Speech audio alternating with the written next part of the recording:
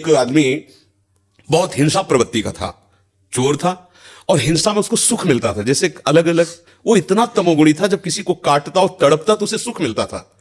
सैकड़ों हजारों को ऐसे काटता था। एक दिन एक महात्मा उसकी मार्ग से जा रहे थे, मिल गए। उसने उनको भी वैसे ही प्रताड़ित करना चाहा। तो भगवत प्राप्त महात्मा थे। उन्होंने कहा कि बच्चा, इससे तुमको क्या मिलता है? तो संतों के दर्शन से, संभाषण से अंतःकरण की मलिनता का नाश होता है। यदि अभिमान त्याग कर संतों के पास जाया जाए तो एक एक कदम यज्ञ के समान होता है। संत दर्श को चालिए तज माया अभिमान। जो भगवान में वास्तविक रमण करने वाले महापुरुष हैं, उनका प्रभाव होता है। उस पापात्मा जीव की हिम्मत नहीं हो रही थी उनकी तरफ देखने की। उनका, बेटा तुम ये सब क्यों करते हो? तो उन्होंने कहा, सुख के लिए करता हूं, संपत्ति छीनता हूं, मारता हूं। इसे बोले, अभी तुम सुख की पहचान ही नहीं जानते हो, किसे सुख कहते हैं? तो उनका, फिर मुझे बताइए आप सुख किसे कहते हैं? तो बोले, हमारी बात तुम्हें तभी समझ में आएगी तुम निष्पाप हो गए, क्योंकि पापवंत कर सहज स्वभाव भजन मोहिते भावन। बोले, महाराज क्या करूं जिससे मैं निष्पाप हो जाऊं? तुम कहा, हमारे भारत में पवित्र देश है, उनमें आप भ्रमण करो, अवगाहन करो, तुम पवित्र हो जाओगे। निष्पाप करने के लिए हमारे बहुत से तीर्थ हैं भारत में, तीर्थपाद प्रभु ने उनको प्रकट किया है।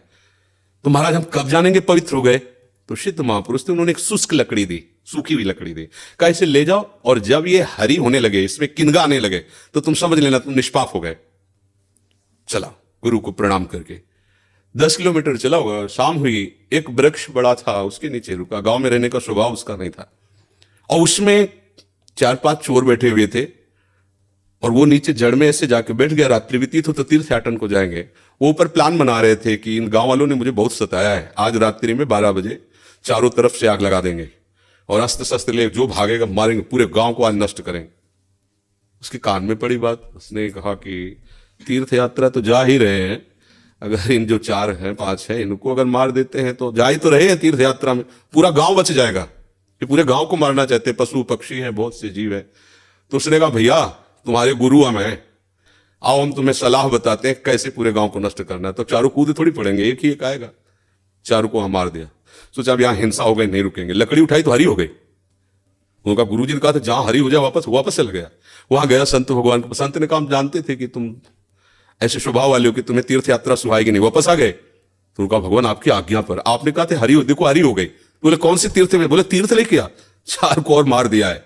बोले, बताइए कैसे? उन्होंने बोले, देखो बेटा, पहले स्वार्थ के उद्देश्य से मारते थे तो पाप हुआ, लेकिन पूरे नगर के बचाने के लिए 4 को मारा आपने। उद्देश्य आपका दूसरों के सुख के, इसलिए मारना यह आपको तीर्थयाटन से भी अधिक पवित्र करने वाला हो गया। क्रिया वही, उद्देश्य परिवर्तन, फल का परिवर्तन। यदि हम सब अपने धर्म से चले, अपने कर्तव्य को भगवान की पूजा माने, तो जो जहां है उसको अलग से कोई मार्ग चयन नहीं करना, वही भगवान की प्रसन्नता के लिए करे, उसको वही भगवान की कृपा की प्राप्ति होगी।